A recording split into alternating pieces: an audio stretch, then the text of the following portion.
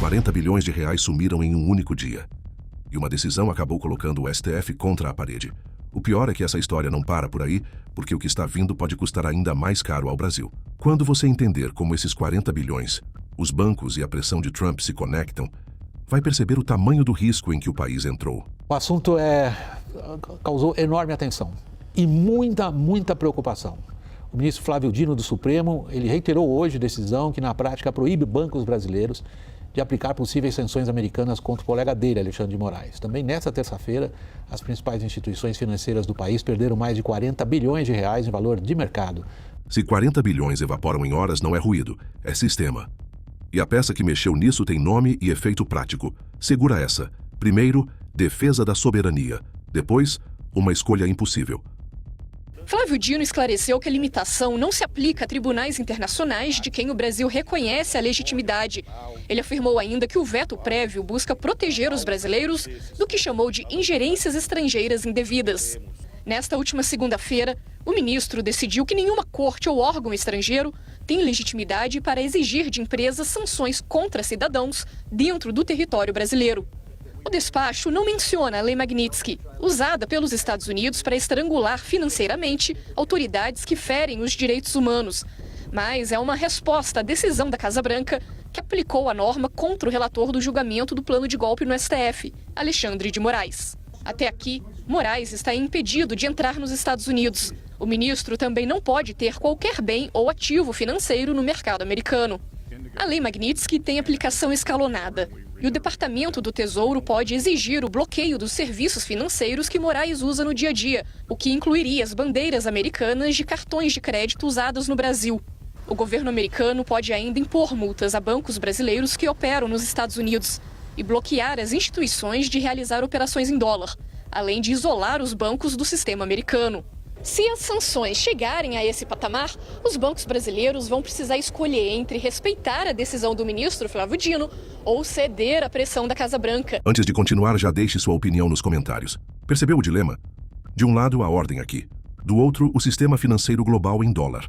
Quando o banco precisa optar, ele não pensa em discurso, pensa em sobrevivência. E é aí que nasce o efeito dominó que quase ninguém está enxergando, ainda. A liminar de Dino causou uma reação negativa no mercado financeiro, que indicou insegurança jurídica para a atuação das principais instituições bancárias do país. Todas têm escritórios nos Estados Unidos e operam ativos em dólar. Nesta terça, os principais bancos do país perderam mais de 40 bilhões de reais em valor de mercado. O Banco do Brasil, responsável pela folha salarial do Supremo, foi o que mais sofreu, queda de 6%. As ações do Bradesco e do Itaú caíram cerca de 3%. Queda sincronizada. 40 bilhões a menos. Banco do Brasil despenca. Isso não é manchete inflada. É preço de risco. E quando o risco sobe, o crédito encarece, a decisão trava e o custo volta para a sociedade. Mas tem um ponto técnico que transformou um susto em pânico. Os mercados financeiros, como você falou, eles oscilam, né? Eles vão incorporando as informações do dia, esse é o jogo normal. Mas como você lembrou, teve algo de diferente hoje, né? E o que foi de diferente é que a gente abriu uma porta de incertezas, né? Que não é você entender qual que é o cenário, a probabilidade desse cenário, portanto ajustar seus preços, mas é simplesmente não saber. E essas incertezas, eu acho que elas têm duas abordagens. A primeira delas é econômico-político. Então, você não sabe exatamente qual que é a reação do governo norte-americano à decisão do Supremo, ao anúncio do Supremo. Então é um primeiro impasse. Mas tem uma outra que preocupa e é nova, que é uma insegurança jurídica, né? Esse instrumento do governo norte-americano é um instrumento de política externa, ele é impreciso, isso dá uma margem para o governo norte-americano interpretar como ele vai aplicar esse instrumento. A gente está vivendo uma situação nova no Brasil, na diplomacia brasileira, a gente nunca viveu um ambiente de sanções com a maior potência econômica, e isso está fazendo com que os advogados, né, eu conversei com muitos colegas hoje, tenham um dia de economista, tentando entender o que pode acontecer.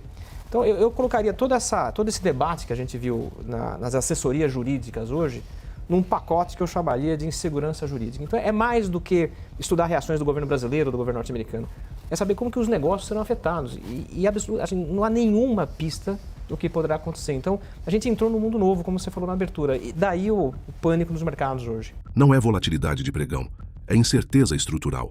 E incerteza desse tipo o sistema combate com freio de mão puxado. Agora, repara no bastidor. Essa decisão não só mexeu com o mercado, mexeu dentro do próprio STF.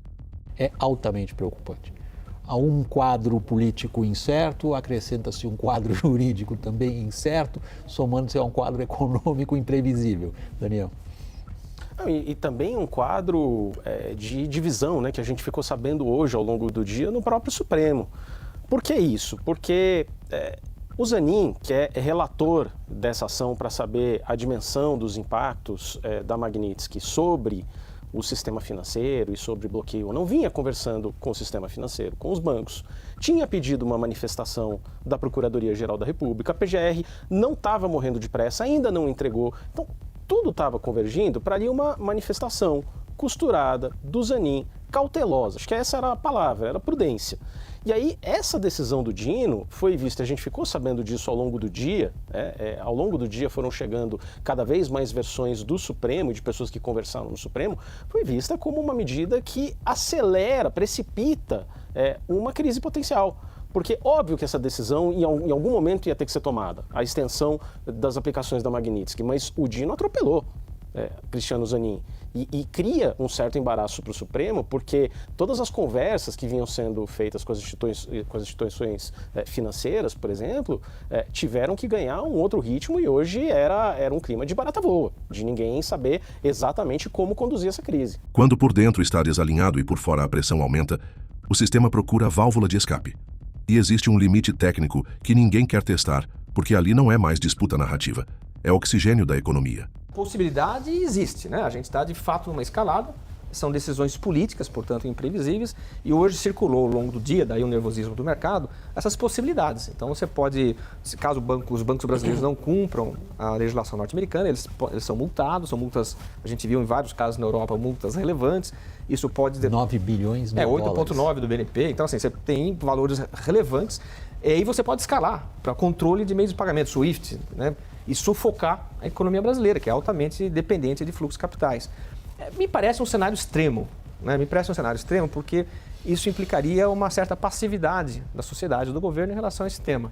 Mas à medida, como somos uma economia de mercado, a minha esperança é que o que aconteceu hoje nos mercados financeiros seja um alerta para que a gente tenha que ter uma condução mais pragmática, ou uma coordenação, como você questionou, para que se evite essa escalada. Então, eu acho que a coisa não vai caminhar para esse lado, mas alguma probabilidade que isso aconteça existe e os mercados precificaram isso. Entendeu o recado dos 40 bilhões? Não é uma birra de mercado, é uma sirene. Se a política insistir em ignorar o custo financeiro, a conta volta maior. Crédito mais caro, investimento postergado e, sim, desemprego em massa. Qual será o próximo passo do STF?